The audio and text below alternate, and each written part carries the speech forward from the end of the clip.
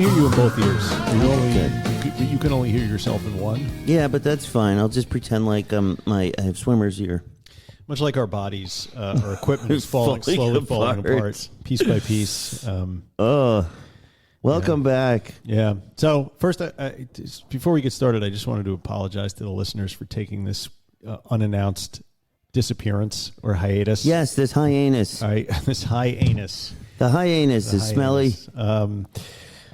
Those of you who have been following the show for any length of time are aware that, my oldest son has been having his own struggles with substance abuse and mental health. And let's just say that took a turn for the worse a few weeks ago.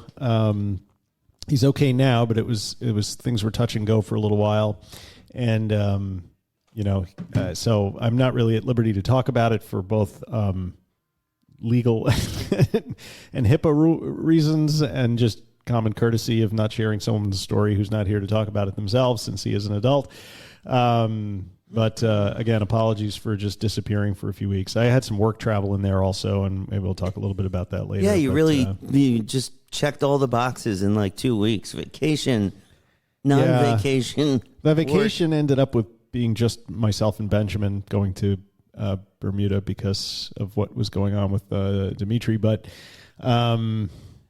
so it was kind of a weird half-assed vacation, and it also rained most of the time we were there. So that's just kind of how this year has gone so far. But we're hanging in there because what's the other choice, right? Right. What's the alternative? That's why I always say. I mean, it's the question is always, what can you do when a member of your family is struggling with substance abuse? And the answer is not a whole lot. You can be there, you can be supportive, you can offer help, but you cannot lead the proverbial horse to the proverbial trough, right? And stick their head in it as much as you would like to hold their head under the trough for a few minutes until it interjects some common sense. So they used to say you can in AA you can bring a horse to water, but you can't make him not drink. That was one of my favorites. Right? Very astute. Yes, as usual. Yes, as usual. It's been a very odd week, I have to say. It has been odd, and we're back, though, aren't we? Yeah, we're back. Nobody, I think, has expected us, and nobody, I think, missed us very much. Like the Spanish Inquisition. Yeah, right. Nobody expects it, but... and we're back. Yeah. Welcome to Recovery in the Middle Ages, the podcast about two middle-aged suburban dads in the pursuit of life, love, and recovery. I'm Natx. Yeah, and I'm Mike. And boy, do we have a show for you today on RMA. Ibogaine. And other psychedelics. Back in the news, our fearless and glorious leader, President Trump, and his good friend, Joe Rogan, have made an announcement of sorts that we will go through regarding Ibogaine and its legality and testing and that sort of thing. And we're going to catch up on what's been going on and some stories in the news. All this and more today on a very, very, very, very, very special edition of RMA. And now we're officially on the clock. What were we before? Right. We were off the clock. Yeah. Now we are on. Either I got shorter or this mic just fucking... Yeah, I was going to say, you look a few inches shorter today.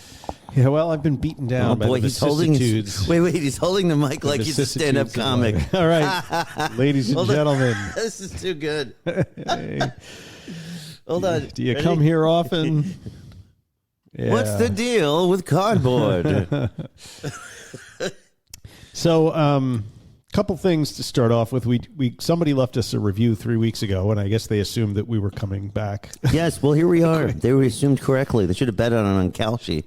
Yes. We're now available to bet on in the predictive markets. Are we? What is the bet? When the next show is going to be? Will they appear? See, the thing you have to do, though, is like to make sure that with every bet that's placed, you get a cut. Like what the Trump family does with crypto. Yeah. Like every time someone trades the Trump crypto, they get a little piece. Yes. So nice whenever deal. anybody bets on us our existence, non-existence, Right. our relapses, whatever. We should get a piece of that. It would probably come out to like, I don't know, $5 a month. Yeah, it's not bad. Large sum of money. Listen, I'm still looking for work, so I could use it. And unemployment is not cooperating with me right now. Yes, I am sorry to hear that. But it's okay because I'm finding myself. It's given me time for a midlife crisis. Oh. Yeah, because before I didn't have time for one. Well, did you buy a sports car? No. No, I'm trying to pay for the stupid car I shouldn't have bought when I had my last company. So what makes for a midlife crisis for you? For me, it's like diving back into my old hobbies, like, magic, doing magic tricks, writing music, playing music, doing things like that. Things I used to love that I'm starting to feel, I've joined the Freemasons as well. Oh, are you supposed to tell people that? Yeah, you can say it's not a secret organization. I mean, the things that happen at certain times are secretive, but the fact it's not like AA or Area 51 where everyone's like, it doesn't exist. You know, those people smoking outside the church at 9 p.m. are not at an AA meeting. You know, it's something you can definitely talk about, and it's just so I guess I shouldn't tell you that it's nowhere near as interesting or powerful as you think it is from all of the TV shows. Why don't you describe in detail the ceremony that they did to make you a Freemason? I haven't had it yet. I've just been voted in. Oh, congrats. I've been voted. I've been petitioning or something. But my old friend Chris from Kind of Me, it turned out that the other day he called me out of the blue. I don't talk to him as regularly as I used to, but we've been sort of reconnecting over the past year or two, or since I've gotten, sober over the years. So it's been getting more and more. And the other day he called me. He said, hey, I need a ride to Valley Stream to pick up his car he's having some work done on it, right? Believe it or not, you told this part of the story 2 weeks ago. Oh, and this was it? And then I ended up... You at that time, you were going to go to the meeting. Right. And so you went to the meeting. Oh. And you enjoyed it. Yes. You enjoyed the meeting. Wow. I don't remember any of that. And then they were going to vote. Right. So pick it up there. So they voted last night after, and I've gone to 3 meetings with not full meetings. I go before. You're only allowed to go before to hang out, and you eat dinner and just kind of muck it up with the guys. Do they make you collect money or sell books? Are they like the Hare Krishnas? Not like that. Well, that may happen once I'm actually been inducted, Okay. But so then once you try to get to know them and stuff like that, then they've had a meeting and they get a class together. So it's me and a few other guys. One that I knew from going to school here, who was a trumpet player too. And so they voted, and it's going to be May 28th. They're going to have some ceremony. So I've been told to get a dark suit. Dark suit. And that's all that I've been told. So is there a Mason band? Is that why they are admitting 2 trumpet players? Do they need to fill out the brass section? Well, the short answer is no, but it's no with a but. One of the older guys that came, they had to come to my house and meet my wife. What? Yes. So they came in, they said, well, we want to just make sure, she knows what's going on.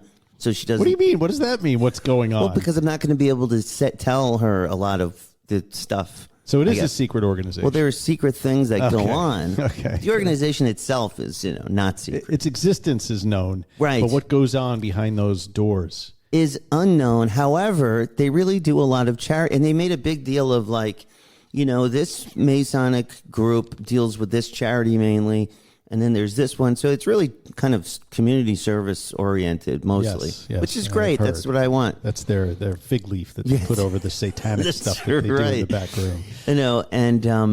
And so that was interesting. They came over, and the long and short of it was, speaking of trumpets, they're having some special Masonic ceremony for Teddy Roosevelt this Saturday, where the guy was telling me, they let us into, because it's gated.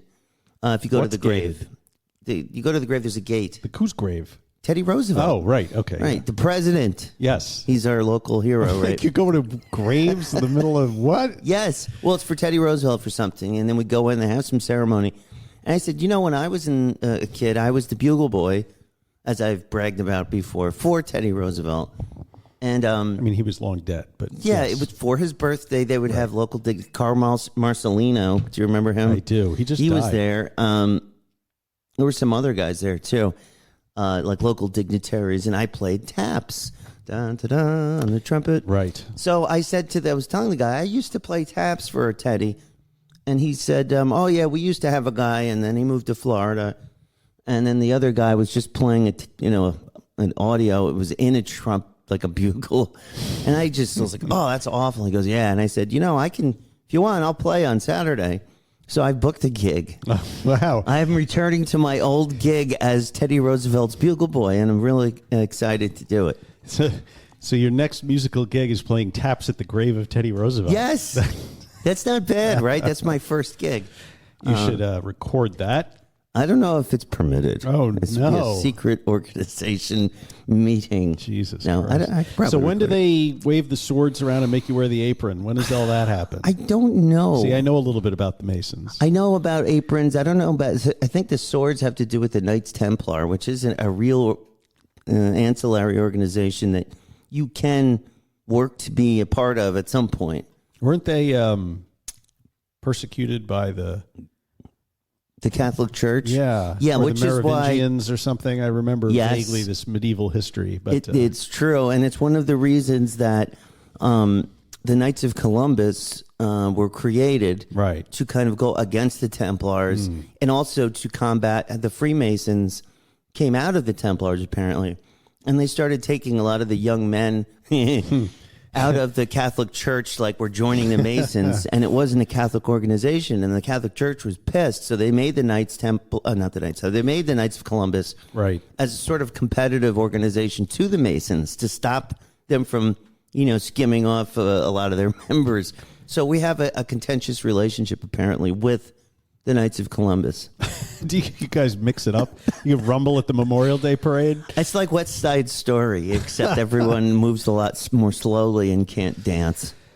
Well, good luck with all that. I'm excited that you are going to be a Mason, because then you can invite me to be a Mason. Yes. And, you have to ask. It's supposed to be like, you're supposed to be interested at some point. I'm trying to imagine some guys in suits showing up and wanting to meet Erin.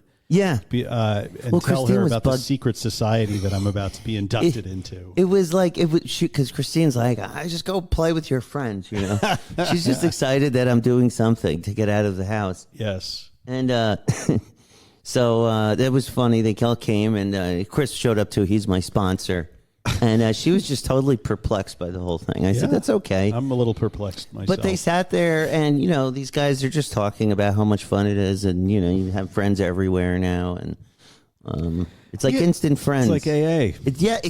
What's funny is because one of the guys in this lodge who was there at that thing, he's one of the EAPs, which you may or may not know. In the trades here, an EAP is the guy in like the trade union, like the bricklayers. He's a steam pipe fitter. And I met a lot of these guys in rehab because the EAP is the person who works at the trades that deals with guys who come to them. Employee assistance program person. Yes. Yeah. So he's actually in recovery, and he had an anniversary meeting I wasn't able to go to last week. But because one of my concerns with the Masons is it's just they drink and play ping pong. Right. That's what my dad always told me. And but he doesn't know, he's just kind of making fun of them. But it turns out that half of the guys in this particular lodge I'm joining, they're sober. It's not really like they're in AA, especially this guy. And so it's actually been nice to, it seems like it's, and he told me too, he goes, a lot of what you hear, it's like these guys are just discovering that you can speak freely with other adult men without feeling ashamed. And it's new for them, but because in AA you get used to AA, you're just vomiting all over your personal information all the time. So so we're used to it. And he goes, you kind of have a head start here. But I really like him. He's nice. I feel like I've known him I recognize one of the guys in this lodge. Do you know how there was a, did I already say this too? The guy who got the suicide bomber outside the governor's mansion. No. He had a beard out to here, and he's at the lodge, and he's the sponsor of Chris, my sponsor. Was in the newspaper tackling that guy. No kidding. He's one of those cops, So there's really interesting people in this lodge I'm meeting. Well, good luck. Just don't. I just need a job, man. I'm disappear hoping into- someone there I mean, can give me a job. I think that's. I mean, that's the reason. I mean, when I One went thing I to haven't tried. visit with them, I was told by one of the Masons that I visited with that it's basically like a fraternity for people that weren't in a fraternity in Right. college. So you can make connections. And all Yes. that. So And those college fraternities are useless, I've heard, unless it's like Skull and Bones. Yeah. Like nobody cares about you were in Sci-Fi Delta, a local fraternity in SUNY Potsdam. sci-fi. You're not meeting anybody, but at least these are professionals who knows? I need something. And it sounds like a good time. It's only twice a month you meet. Great. So back to that review. Yes. This fella Steve from New Hampshire says that despite evidence to the contrary, fun show! ! I'm new to the show. I've heard 2 episodes so far. Butthole really like. Oh, butthole really Butthole. likes what I've heard. No, but I really like what I've heard. Luckily, I have been clean and sober for a little over 4 years. Hey, luck had nothing to do with it. That's all God. It's all you, motherfucker. Yeah. And something like a show like this is something that I can add to my toolbox. Because we're a couple of tools. Add to my toolbox of many various things I can use to keep my sobriety. These guys have a really good chemistry and have a good sense of humor. I'm glad I found this show! ! Well, we're glad you found this show Yay. too, Steve from New Hampshire. Thank you, Steve. So thanks for, pulling up a chair and listening to our irregularly broadcast podcast. Just to keep things interesting. You have to stay on your... It's like a thief in the night. A thief in the night. Right? Like Yeah. the coming of man. See, are you going to talk like this now that you're a Mason? I'm thinking about it. All the time. You're I'm going only going to speak in the King's English from henceforth. and symbols. You're going to. The other thing I wanted to get into a little bit before we sort of drill down into psychedelics is I was fighting Oh. on the internet, as is my Oh, wont. boy. You're still doing that. Haven't you learned? When I get into a mood, I will fight on the internet. So Well, you've seen I've made some posts lately. You've been poking the wasp Can't help nest. it, man. And the AI can make these images so good. Yes. I had Ronnie Reagan putting Trump in a headlock. It was amazing. You really got to get him into the parent group, which is now very, very moderated, so you can't get anything in there. Right. Like, I don't know if I mentioned this. Stop me if I did. But there's a guy who owns a bar in our town who was, about a year ago, he was driving drunk. Yes. And he whacked into this guy and dragged him under the car for a while and then just took off. And everybody knew it was this guy, right? And, people were calling the DA and everything. And the investigation took like 6 months, maybe a little longer. Finally, they picked the guy up. They charged him with a raft of felonies. And so I just send a link to the article to post it in the parent group because I think, it's sort of relevant. You should be aware where your families are spending their money, because they also serve food there. And it's a popular family destination. So people should know that, if you're spending your money there, you're supporting a guy who... The legal fund. Yeah, right. So, so the moderator of the Facebook group, sends me a DM and says, I'll post your link, but I'm turning the comments off. And I'm like, why? Like what? Doesn't want like a whole what? thing. She knows it'll probably... I'm like, by doing that, you were tacitly supporting this person. Maybe, I feel, but whatever. We all make mistakes. Doesn't quite cut it when you're charged with attempted murder. Incidentally, he's then going to run for president. Right. I mean, I walk by there every day, and people are sitting in there eating, and Is he out? Is he in jail? I don't know, but apparently he's had a long history of this sort of behavior. Did he take over a restaurant that was formerly something? Yes. Okay, yeah, that place. Well, that makes sense that it's not nearly as decent as it used to be, and it wasn't ever great food. No, the food always sucked. But it's distinctly less flavorful. I don't know. They got a good Cuban sandwich. Okay, I haven't tried that one. The Cuban is good. Yeah, it was like the oyster po' boy. I go there. We go there when it's sort of like the last refuge of a scoundrel when we have no other idea for Nothing dinner else. can come up. I don't know. I was so disappointed. I went there a couple of times and I just regretted it. Yeah. They have live music on Friday nights. That's true. It makes you forget what you're eating, I guess. The music's so bad. You're angry at that instead of the food. Yeah. I mean, I've not gone since, who told me about this initially was the dog lady, the lady that I board the dogs with. And she was outraged by the whole thing. Like she thought that he was going to get away with it. And I was like, the wheels of justice turn slowly, but eventually they will turn. They do turn. And he got fucking fucked, like in terms of his criminal charges. Lots of felonies. I don't think he's going to wiggle out of that. But anyway. But again, he is running for president in 2028. Yes. And will probably win. So anyway, News 12, which is our local news, posted a story on Facebook that says it's product ban. A vote on the proposed Suffolk County ban on Kratom was delayed Tuesday as lawmakers continue weighing whether to halt sales of the so-called natural herb. Oh, in Suffolk? They did it in Nassau. They did it in Nassau. So being a good, podcast partner and friend, I go on there and I post, that stuff is poison. People get addicted to it just as if it's an opioid. And boy, was that a contentious thing to say, apparently. Yeah. The pro-Kratom people came out of the woodwork to attack me. How dare you?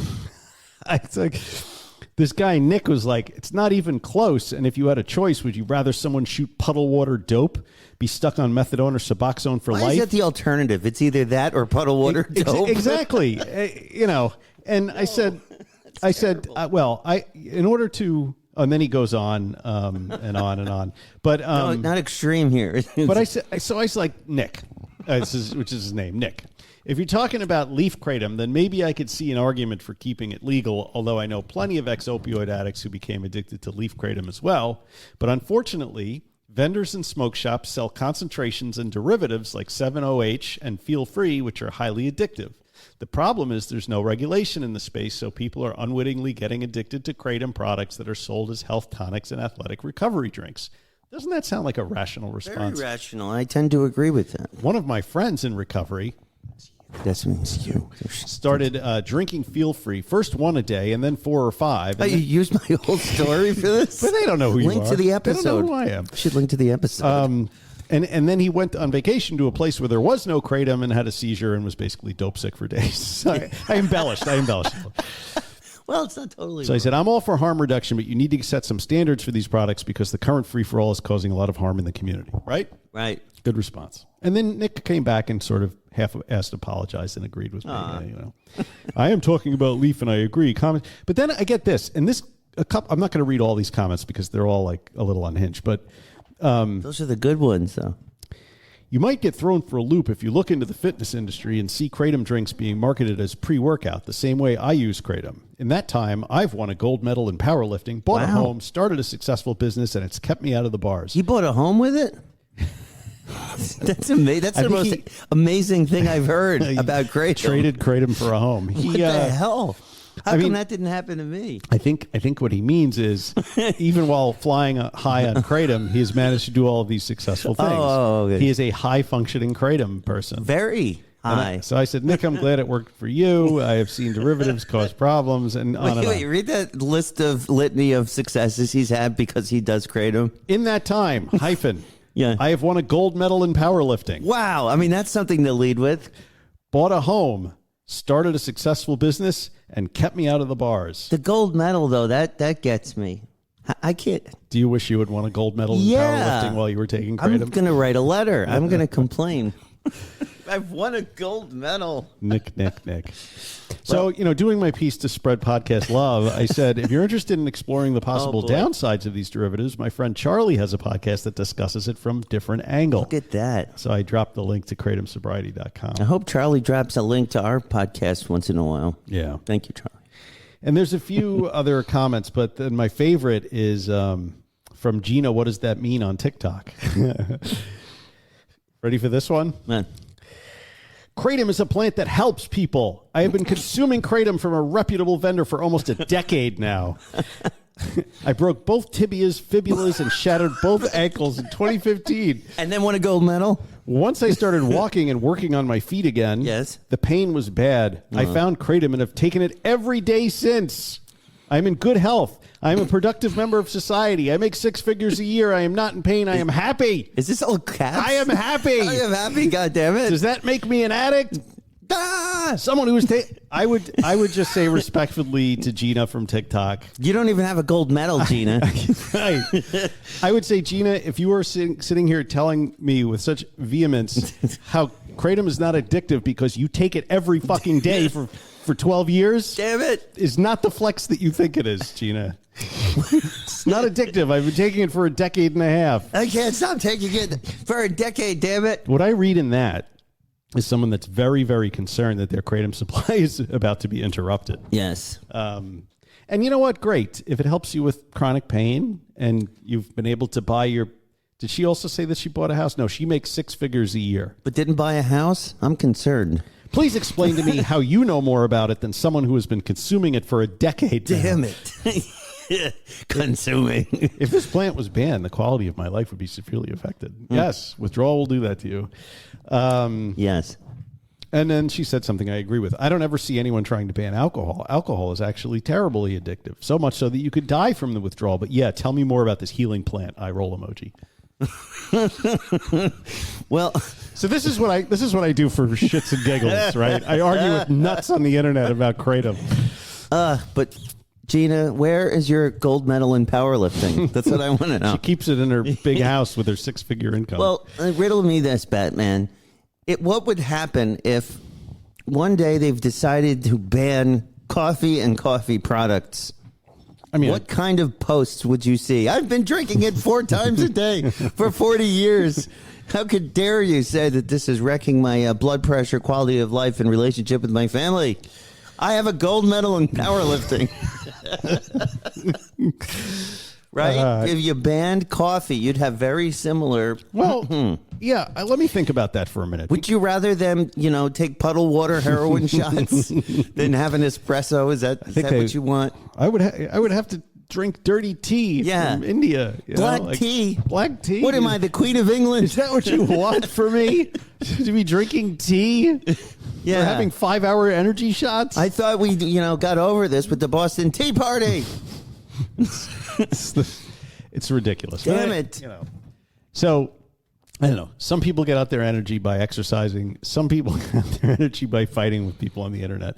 I do both. And some people compete for a gold medal in powerlifting. Old Nick. I hope he is successful. Can we get Nick on the show? Can you reach out to this Nick? I want to know more about his amazing life. It sounds awesome. He bought a house. I mean, all props to Nick. I'm sure he's doing an awesome job with everything. I just like to say this, Nick. I love you. Thanks for the content. You've given me joy.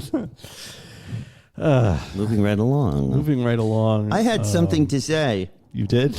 Yes. What did you have to say? I don't remember.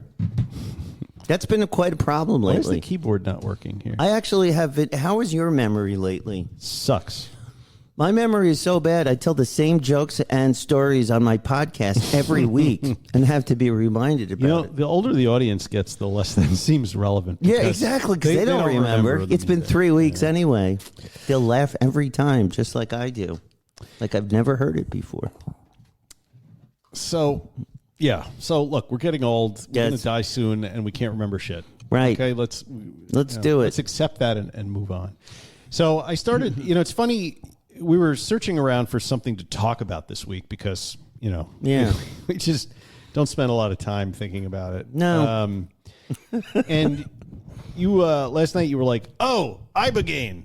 Yeah, I heard there was something on Ibogaine with El Presidente. And I said, oh, interesting, Ibogaine. Yeah, Dave had this hilarious story about Ibogaine that he tells and retells. God, I haven't listened to Dopey in forever. He texted me this morning. I'm going to talk to him today. I think Andy Dick was on recently. Oh, really? Got 120 days. Because the last thing I saw of Andy Dick, there was some really awful videos of him like on the sidewalk on Hollywood Boulevard, like kind of fucked up. Yeah, he's funny. Why am I so coked up and gay? That was that SNL like version of him.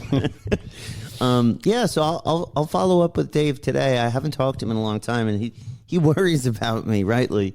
But I gave him a quick synopsis of how I was all right now, and I'll call him. I think who knows? I don't know what's going on. I know usually he's having trouble with traffic and things, and he's panics. Life of a Long Islander. Yeah, well, just so everyone knows, I can't post to RMA's Facebook because I am the master admin on the Dopey Facebook page, and I am the only one apparently.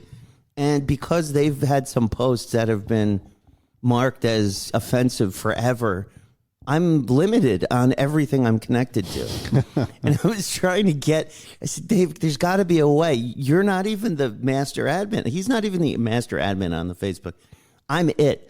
Facebook holds me personally responsible for every post in history. Jesus It Christ. goes back. All the Dopey posts The are bad your ones. responsibility. Yes. Wow. I couldn't believe it. I was like, how is this possible? I didn't create the page, but somehow anyone else associated with it has just left.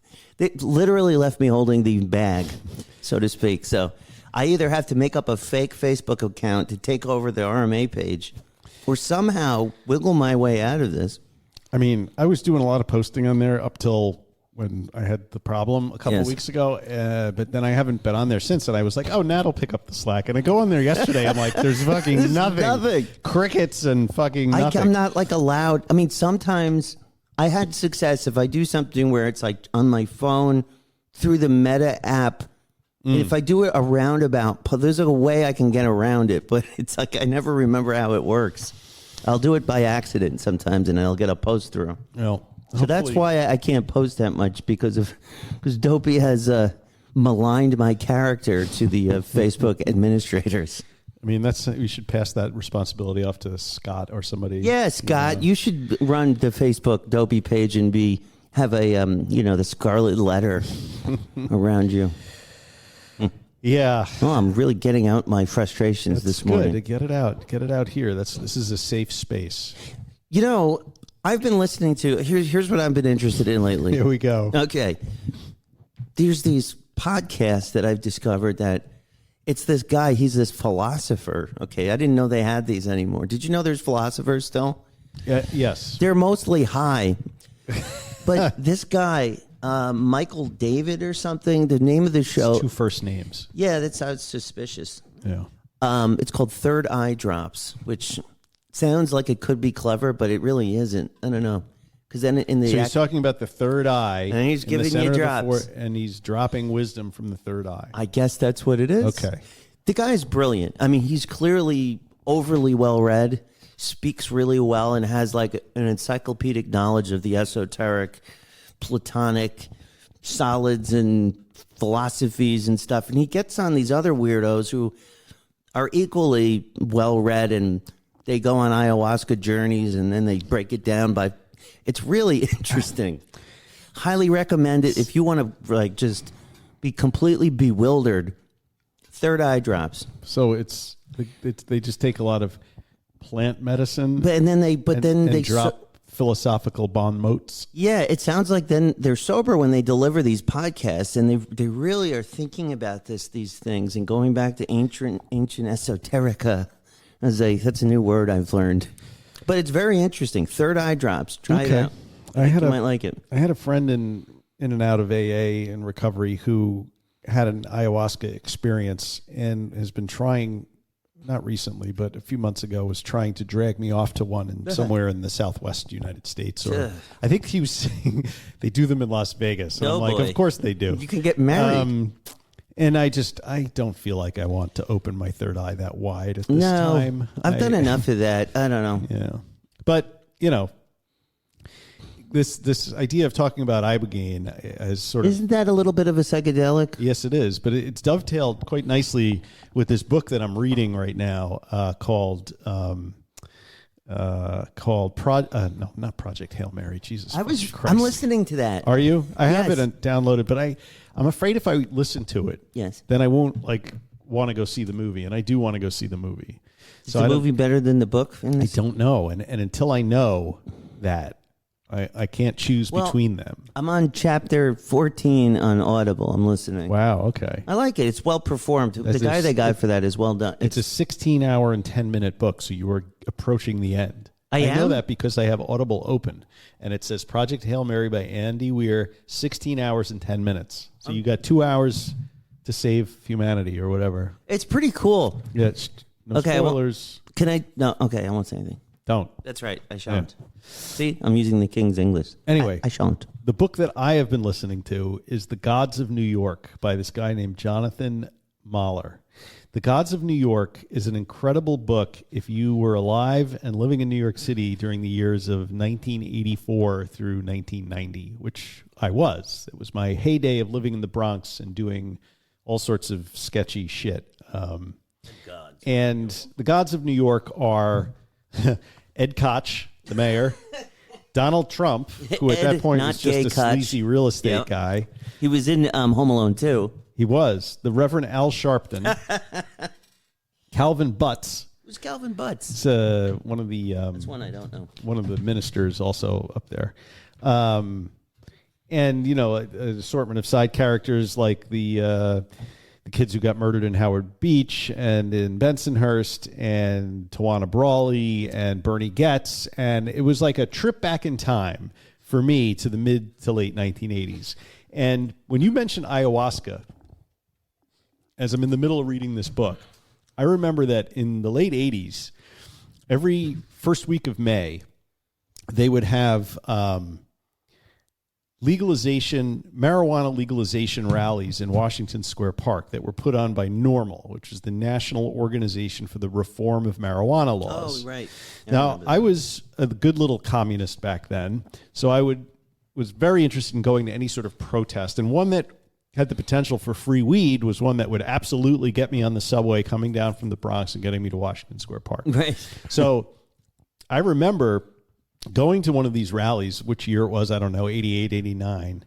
And the person who was organizing it was Dana Beal. Now, I don't know if you know who Dana Beal is, but he was one of the original hippies from the 60s.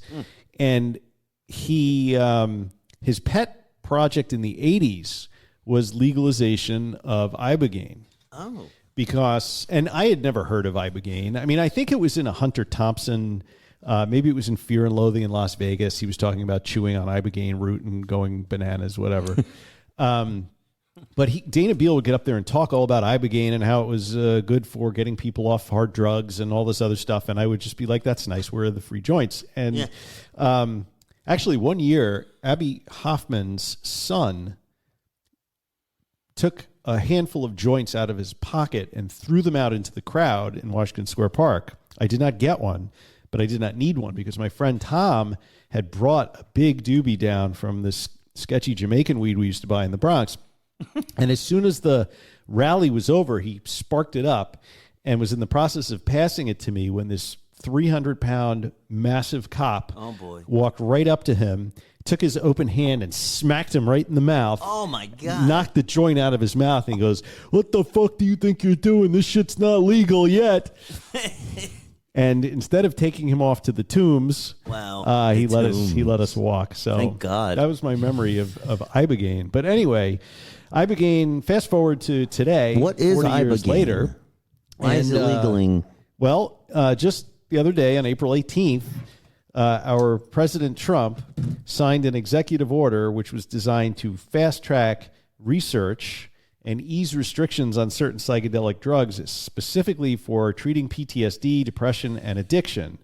Now, Joe Rogan, who has been one of the loudest advocates for psychedelic therapy on the Joe Rogan show, which I suppose does not need a plug, but whatever, he was standing right behind him at the Resolute desk for the signing. And so how did Trump and Rogan get together over the issue of Ibogaine? Well, Rogan has talked about Ibogaine a lot on the Joe Rogan Experience. I guess it's an experience, along really weird company. The other person who has been really pushing this Ibogaine treatment is former Texas Governor Rick Perry. Do you remember him? Yes, I do. He I was do remember him. Weirdo, sort of born again. He was known as being like almost a dumber version of W. Right. Which I don't really understand how he got into the Ibogaine game. No. Because Money, probably. But anyway, lobbyists. he went on Rogan and started talking about stories about Ibogaine, which is apparently it's a potent psychedelic that is derived from a West African shrub, and how it's been used successfully to cure severe opioid addiction and PTSD in military veterans. So Rogan texted Trump directly, which It's is amazing. He's bizarro got his that he's number. got, yeah. And Trump replied almost immediately with a text that said, "Sounds great. Do you want FDA approval? Let's do it." Yes. So Wow, that's not disturbing. now it's. I mean, I don't know what to say about the fact that we are making medical decisions on powerful psychedelics, and Ibogaine is not as benign as like psilocybin or some of the other ones. There's actually a risk of death in taking it. But we're making these decisions based on politics and text messages between podcasters and presidents. And you know, I'm not jealous at all that I can't text the president and ask him to make things legal. But the suspicion is that because, you know, Rogan endorsed Trump, right? But recently, you know, was getting on his case about Iran. But I guess the mental health crisis among combat veterans and the potential for psychedelics to fix it is a passion project for Rogan. And so that's sort of helped bridge the gap. It got Rogan back to Washington to stand shoulder to shoulder with the president, with our They were in the outs. Our Health and Human recently. Service Secretary, Robert Kennedy Jr. Raccoon penis. Right. Yeah, what the fuck? I don't know. I've just heard it on a bunch of like comedy podcasts. They bring up the penis of a raccoon. Well, somebody wrote a biography about him recently, and I'm guessing it was not a flattering biography, but one of the lines in there was they interviewed Kennedy, and he said something like, "I was standing on the side of the highway cutting a penis out of a raccoon, and I stopped to reflect on how weird some of my family members had gotten." Yeah. So That and anyway. the snorting cocaine off a toilet seat. Two of my favorite RFK quotes. Yeah. At least he's honest, guys. Yeah. I mean, look, there are elements of Maha agenda that I don't disagree with. Don't but disagree. Is that a double negative on my show? I don't disagree. Yeah, it's a double negative. It means you agree. I agree with. Yes. But I wanted to say it in a way that would make me seem less Maha. So you're distancing yourself. I'm distancing myself. with a double negative. But, you know, as we know, Ibogaine, psilocybin, LSD, MDMA, they're all still Schedule 1 drugs, meaning they officially have no accepted medical use. The executive order does not legalize them for recreational use, but it blows the doors open for medical research and targeted access. So, I think research is a good thing. yes. I always hated the idea that, you know, these laws would prevent scientists from doing research. I mean, of course, you have to assume someone is going to take advantage of this and just get high with it, which is maybe what they're worried about. But whatever, if you want to make an omelet, you got to break a few eggs. Yes, I think they're worried about two things. The first thing is if you look at the history of weed, right? How weed eventually ended up being legalized by the states. Originally, it came under the guise of medical marijuana, right? Which, Right. you know, I'm sure I'm going to hear from the medical marijuana people, but I think that was the idea of medical marijuana is mostly bullshit. Yeah. I mean, will it make you hungry if you have chemotherapy? Yes. What about glaucoma? It was always indicated. What does it glaucoma. do for glaucoma? I guess it reduces the pressure in your eyes, but you know, you still like it's a medication with considerable psychogenic side effects. So maybe it's released the pressure in your eyes, but all you can do is sit on the couch and eat brownies. You Right.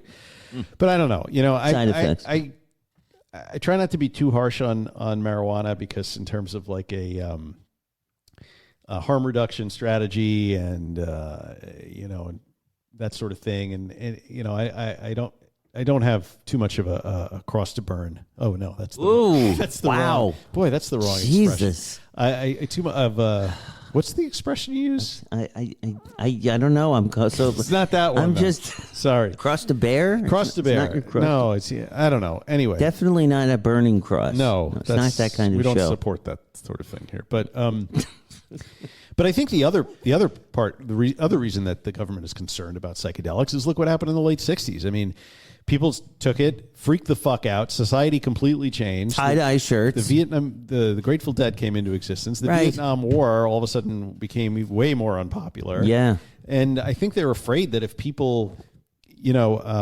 suffer an ego death and realize that we're all connected at an elemental and base level, they're not going to want to hate other people quite as much. Yeah, and that's a hate is sort of problem. what drives dystopian capitalism. So Yeah, did you get that from ChatGPT? no, that came from my own head. You are brainwashed. Yeah, agreed. But I mean, so I think that's probably the genesis behind. yeah, they Schedule think A1. it'll destabilize society the same way that UFO disclosure. And if we know that there are these other biological entities roaming around. Well, what could that do to our belief in religion and that sort of thing, right? Well, I did a lot of thinking about that, and actually the Vatican had put out a statement a few years ago specifically saying that the discovery of life, other life, would not, is not mutually exclusive with Christianity. The Pope smokes dope. Yes. Does he? No. But that, God's creation, they said, was far. How could we possibly limit it to this one puny planet? See, you got to love the Catholics. Yeah. Sometimes. The Pope smokes dope is a reference to. Have you heard of the Church of Pot that existed on the Lower East Side in the 70s and 80s? There was a guy who dressed up like the Pope with a marijuana leaf on his mitre, the big bishop's hat, and went around selling weed. I don't know. I like this Pope. I mean, I'm no papist, folks. I'm a dyed-in-the-wool Protestant, and I like this Pope. Yeah, well, now you're a Mason, so you're going to get burned at the stake. That's true. Anyway, why Ibogaine? Because I don't know. there are less toxic formulations that they could be looking at, but I guess Ibogaine has been studied more. See, I used to hear of people who were having opioid issues taking the Ibogaine treatment, and they would go down to Mexico because it was done in places down there. You'd go to a clinic down there, and they would, it basically knocks you out for days. And when you come to, supposedly you have no more cravings. But so they've studied it, and it apparently it dramatically reduces withdrawal symptoms. And I think that's mostly because you're unconscious during the time it's applied, and cravings. And sometimes it completely resets your addiction pathways after just one or two doses. But resets. It causes doesn't every time, but it can also cause severe and sometimes fatal heart arrhythmias. So what the administration wants to do is move the trials into highly controlled, safe clinical settings so that desperate veterans stop traveling to unregulated clinics in Mexico to find relief. You know what I've just learned through the power of pocket computing? What's that? That Ibogaine is a powerful psychoactive compound that comes from the root bark of the African shrub Tabernanthe iboga. It's been used for centuries in spiritual ceremonies. Iboga. What did I say? Iboga. Iboga. It's been used for centuries in spiritual ceremonies in Central Africa and more recently has gained attention for its potential political role in addiction treatment. That's why we're talking about it. Yes. Look at that. Would you like to know how it works? Thank you, pocket computing. Yes. How does it work? So addiction treatments for opioids like methadone or Suboxone are substitution therapies, right? So they replace the opioid with a safer, longer lasting, less. They use words like agonist. Less high, right? They use agonist and antagonist. So, but Ibogaine is completely different. It functions as a neurological interrupt, if you will. So you trip your balls off so you don't think about it. It essentially reboots your brain's damaged reward circuitry. How can that be? I don't know. How can they even know that's happening? But the word that neuroscientists use for it is a pharmacological shotgun. Ooh. Yeah. Shotgun? That's a medical Doesn't term? that seem really... I like words like rough? Pharmacological extinction, and now I've got a new one. Pharmacological shotgun. Yeah, because it simultaneously blasts away multiple pathways in the brain. So, first off, it resets the opioid receptors in the dopamine system, okay? The NMDA receptors. It blocks them. It's the same mechanism that ketamine uses. So this dual action essentially cuts the cord on the brain's physical panic response, halting agonizing withdrawal symptoms like cold sweats, nausea, and muscle spasms within a matter of hours. And then, but wait, there's more. Then Ibogaine's most miraculous trick. Drugs hate it when we do this one thing. It triggers a massive release of a protein called GDNF. That's Grateful Dead, not Fade Away. No, it's GDNF. Glial cell line derived neurotrophic factor. It's like Miracle Grow for the brain. It promotes the survival and rapid regrowth of your dopamine neurons that were damaged or burned out by chronic drug abuse. This stuff sounds amazing. Yeah. And it doesn't just work during the trip, man. Well, once it enters the liver, it metabolizes into a secondary compound called nori-ibogaine, which is sushi, I think. Yeah, sounds good. Nori-ibogaine.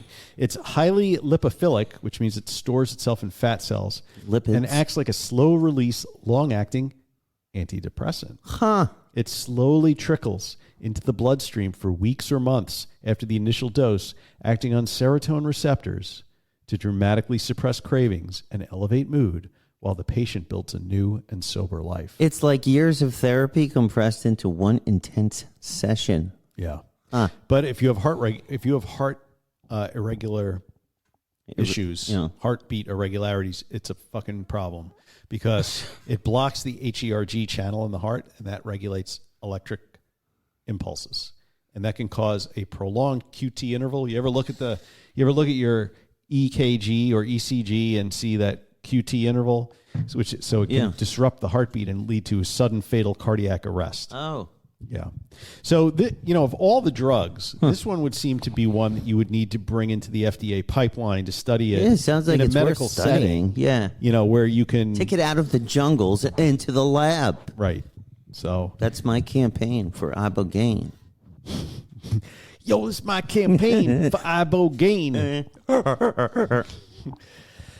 That's all I got. That's all we have. Yeah. Yes. We're not freestyle rapping. No, we are not. We're not there yet. We're not there yet. But I don't know. Fascinating stuff. And, it's, it goes into the annals of even a blind squirrel finds a nut every now and again. Sure. Or every blind nut finds a squirrel, maybe is more appropriate in this case. Well, I'm always a supporter of science and not limiting our ability to research these things because of pearl clutching parents think about the children type of thing.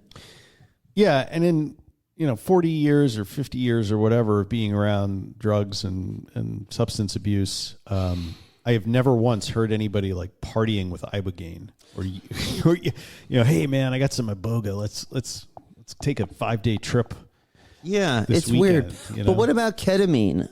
What about ketamine? So ketamine. Why don't you talk about ketamine? I am tired of trying to pronounce HERG channels and fucking. So I mean, there's been a few of these things. Psilocybin's another one. Magic mushrooms and ketamine. Woo! We love those. So studying all these, so the Ibogaine, just to like recap, it's best known at interrupting the severe addiction. Yes. Right, especially it rapidly reduces withdrawals and cravings, which sounds like a miracle to me. Rapidly. Boosts neuroplasticity via GDNF, forces deep psychological confrontation. That's something when they talk about years of therapy in one session, I guess they're saying you get this window of clarity from what I've read where you can say, here's why I use. It lasts 12 to 36 hours, so it's an intense, physically taxing experience.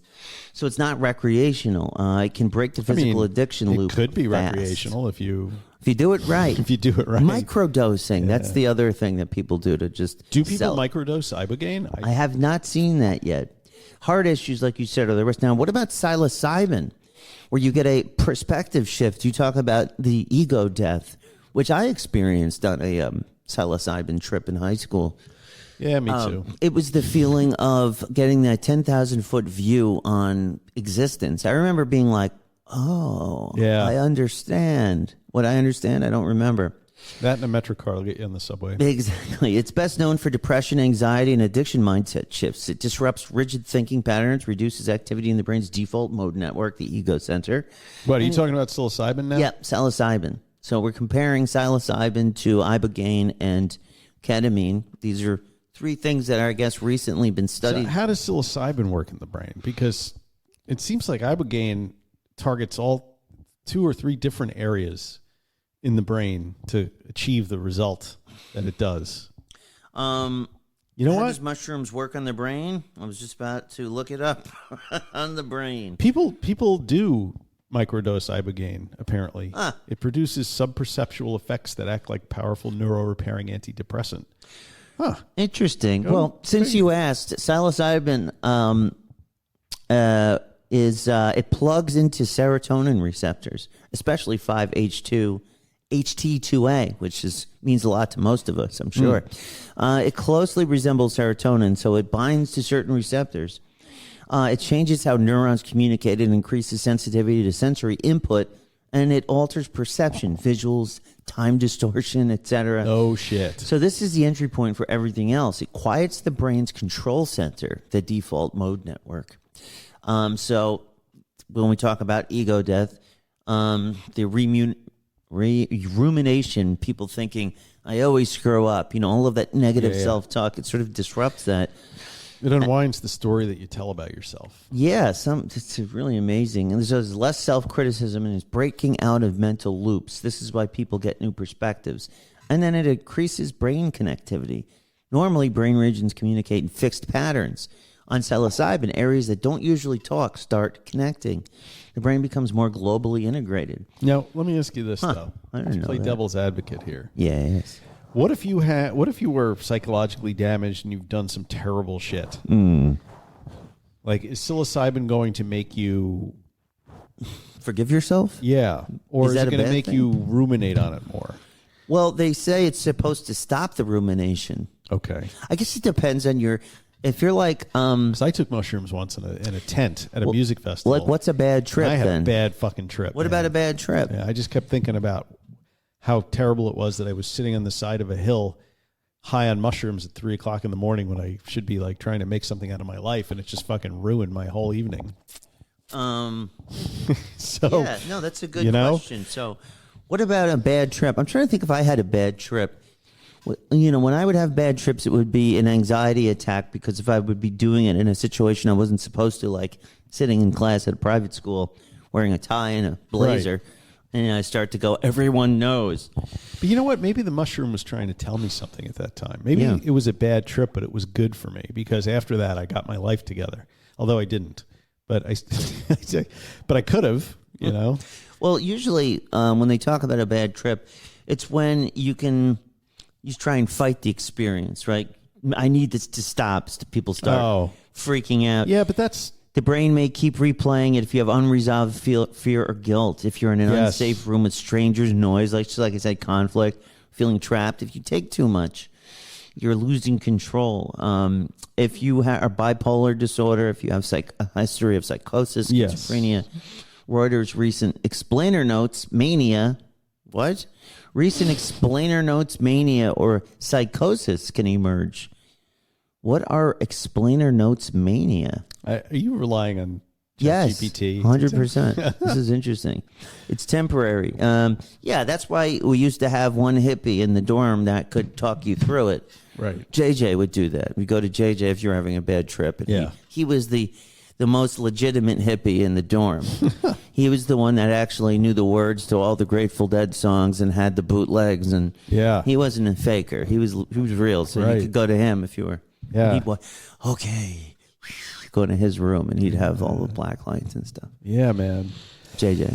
Shout out to JJ. He has a doctorate from Drew University in literature now. Really? Yes. Well. Teaches. He's a college professor. This is why our liberal colleges are just warping our kids' minds. Guys like that. I'm not going to touch that one.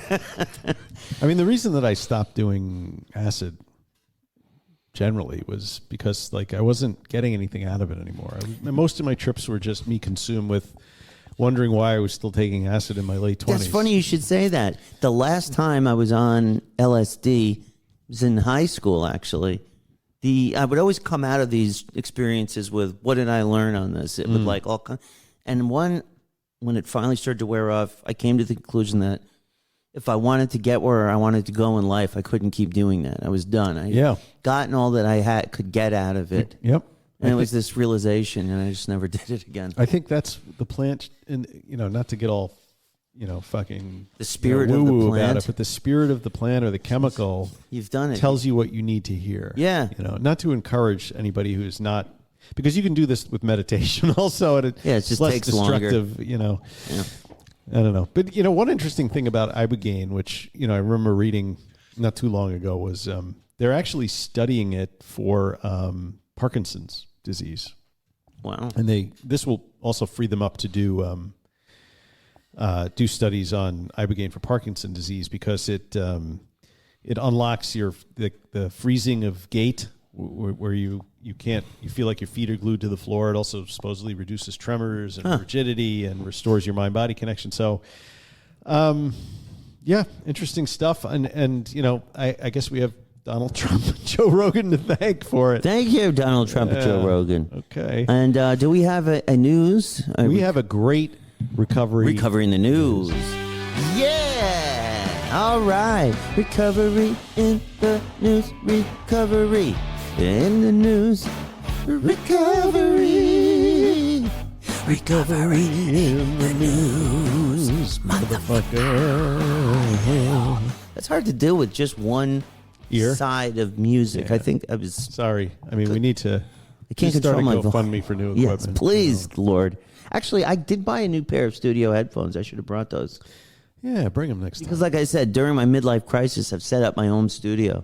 I'm going over all my old recordings that I never finished. Is there an album release in our future? Possibly. All right. I'm thinking about it. I have some good stuff I forgot I wrote and recorded. Well, that one song you sent me a few weeks ago was fucking Which one? fire, Born Into man. the Blues? Yeah. Ah, that was a great one, That's right? a great tune. That was a Kind of Me song. I wrote the music to. Chris added maybe 15%. He added another, like a bridge. And then John wrote these lyrics to it, Born Into the Blues. And I was like, wow. That really, when I heard, like, I had written this and we turned it into a song, and then I heard what the lyrics that he came up with to it, I was like, that is so cool, man. So maybe a new Kind of Me album is on the... Is that song available for streaming anywhere? Or No, it's just in the... maybe I can make it available to just our fans somehow. I'll put a link to it. I could play it on. I could drop it at the Born end of the Into show. the Blues. Do you have it? Well, I sent it. You sent it to me, so if I scroll back, I can find it. Maybe I'll do it as the outro to the show. Yeah. All right, guys. If I can find it. Coming at you, pal. All right. I can send it to you. I know where it is. It's on my Dropbox somewhere. All right. So, Recovery in the news.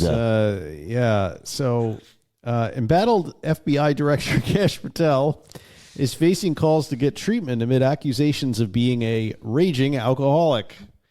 It comes after one of the defamation lawsuits Patel has launched over his partying claims. Dude, he is out of control, man. Was thrown out.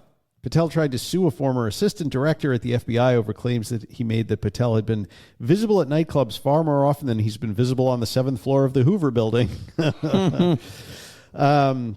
And that suit is separate to the $250 million defamation lawsuit against the Atlantic magazine, which claimed the article on mismanagement at the agency and his alleged excessive drinking was false and a malicious hit piece. It's like dozens of his coworkers reporting that they've needed breaching equipment to get into access to his hotel rooms, to get him to meetings and stuff. Yeah, and like how he seemed like he had been pre-partying before he ended up in the locker room of the U.S. men's Olympic hockey team after their gold medal win in February, when he was chugging beers and spraying booze around the room while celebrating. Yeah, he's a clown, man. He's the director of the FBI. Yes. Like, what the hell? What is happening? He probably needs help. Yeah. He doesn't need to be in charge of the FBI. Apparently, and according to the story in the Atlantic, which was, brought all this out into the light, the Atlantic story said that he had been seen drinking heavily at the private club in Ned's in Washington and at the Poodle Room in Las Vegas, where he often spends time on the weekend. Like the Poodle Room in Las Vegas. This is the director of our FBI, ladies and gentlemen. What's supposed to be a very buttoned-up, serious organization with an X-Files department that studies aliens, and that's supposed to be the weirdest, strange part of the FBI, not the director. Not the director not being able to show up for work, not the director having to have his meetings rescheduled to be for later in the day because of drinking the night before. Nobody's surprised with these clowns and other stories anymore. It's like, this is what it's populated. I have to have a separate podcast for this. Now, we're not weighing in on the truth or falsity of these allegations made by, dozens of members of his staff. Dozens. But fake news. Apparently, according to the story in The Atlantic, his behavior, including both conspicuous inebriation and unexplained absences, has alarmed officials at the FBI and DOJ, leading one official speaking anonymously to say that they worry about what would happen in the case of a terrorist attack in the U.S., and it keeps him up at night. So I don't know what Kash Patel's drinking is like. He may think he has it completely under control. They always do. He wouldn't be the first alcoholic to believe that his drinking was under control. Right. When in actuality, he is the only one that thinks so, and everybody around him sees it's quite obvious that he's out of control. Textbook. I would urge Kash Patel to go get some help or get evaluated, and then he'll be back to winning gold medals in powerlifting and buying his own home. So, cash out, buddy. Yeah. Well, we wish him well and hope that he gets the help. I'd like that to get him on the show. Needs. Yeah. Okay. Wrong button. Sorry. Wait, what did we do? Turn. All right. Go ahead. Okay. Weekend Weird. No. Yes. That was fucking bullshit. Let's try this one more time. Let's do it. Ready? Weekend Weird. Okay. Scott Wick, here it comes. Overnight workers report Bigfoot sighting in West Virginia. By who? Tim Banal. A pair of overnight workers in West Virginia were understandably terrified when they spotted a sizable figure that they suspect was Sasquatch walking just a few hundred feet away from their job site. The unsettling sighting, reported to the Bigfoot Field Researchers Organization, we've heard before, by the girlfriend of one of the witnesses, occurred around 1:30 a.m. last Thursday in the community of Tabler Station. While loading railroad cars at an industrial plant, the two workers were stunned when they, quote, looked off in the distance at a building that had a light source and noticed a monstrous interloper that had them doing a double take. Wow. I love his vocabulary here. Specifically, from a distance of around 400 feet, the men said they saw in 400 feet. From 400 feet. How can you tell how big something is 4 football fields away? These men are professionals. In approximately an 8-foot tall walking creature. Wait, sorry. That's 400 yards is 4 football fields. Wait, how much is 400 feet? It's a lot, too. It's a lot of feet. Yeah. The men said they saw an approximately 8-foot tall walking creature pass beneath the light and vanish into the darkness. The huge bipedal figure, which the witnesses were certain was not a bear or a person, was described as being blacker than black and taking long strides as it moved. According to the report, the two witnesses both looked at each other and said, "What the hell was that?" Mm-hmm. Alas, it actually says alas, comma. Because they were working at the time, the pair did not have the chance to follow up on the sighting in the moment it occurred. That said, they may have been happy about that, as a follow-up investigation by the BFRO found that the massive figure scared the daylights out of both witnesses. Interestingly, since the sighting occurred near a newly built warehouse, it is believed that the creature could have been caught on camera. However, one is doubtful that such footage would ever see the light of day. What do you think? Right? Mike R. at middleagesrecovery.com, and let him know exactly how you feel. Oh, please let me know. Weekend Weird. Yeah. To me, that sounds like those guys maybe were microdosing Ibogaine or something on the job. An 8-foot tall bipedal figure, clearly not a human. Okay. I mean, well, sure. Why not? Why not, folks? I mean, it's fucking weird life we're living. With AI robots and aliens. Yeah. Trump actually directed his director of war. His director of, let's not look at the Epstein files. His director of obfuscation. distraction to Yes, there you go. unveil all that we have learned about UFOs. And that about does it for today, folks. I know I had a good time. Did you? Yeah, it was awesome. Thank you for listening, everybody. And please, please, please, please keep listening. We really appreciate it. But you can find us on, I was about to say TikTok, but I don't know why. Are we on TikTok yet? We are just definitely not on TikTok. We're not on TikTok, but find us on Facebook, Spotify, YouTube. Podbean is where you can really listen to us. You can really listen hard there. Listen hard. And Twitter, XO, tweet us at twat. You twit. What the fuck does that even mean? I don't know. I always love to What say do they it. mean tweet? What do you mean tweet us? Tweet us at twat. You twit. Yeah, but like, how does somebody tweet you? You could tweet. You go to our page. So here's how you tweet. Do what? Hi. Yes. Tweet us. Okay. You know, like comment. Hello. I don't really use it, so All right. So drop a 5-star review, guys. More reviews. Join our private Facebook group. Or simply write us and say hello. I've been looking for more. We haven't been pushing this enough, but like the tell us your story stuff. Yes. I'd like to hear stories, everybody. Your recovery story, because people listening or just finding the show can get a lot out of how you recovered or your crazy story that you can tell and say, and now look at me. I've won a gold medal in powerlifting. I've bought a home. I'm doing great. So, and if you don't send us your stories, I will incite aggravation on Facebook and make you tell me your story. Yes. Surreptitiously, and then I can make fun of you. Do it now. And if you've been listening this long, you will be rewarded with Born Into the Blues, which is a secret kind of me song that has never been released. And take note, it is the new singer that we never made an album with, but his voice is phenomenal. He's like the Filipino guy that took over for Steve Perry in Journey. Yeah, he's really good, actually. But he's writing the original singers, he's singing his lyrics and stuff. They're actually best friends. Okay. And the secret word, if you've listened this long this week, is monkey penis.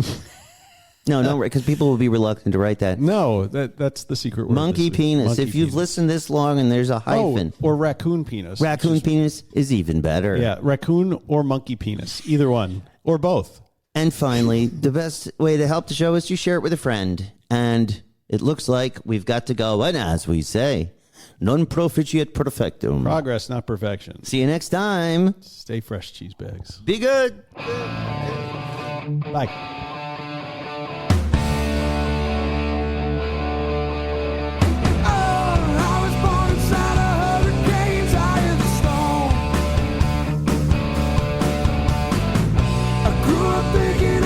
Everything, but I was wrong.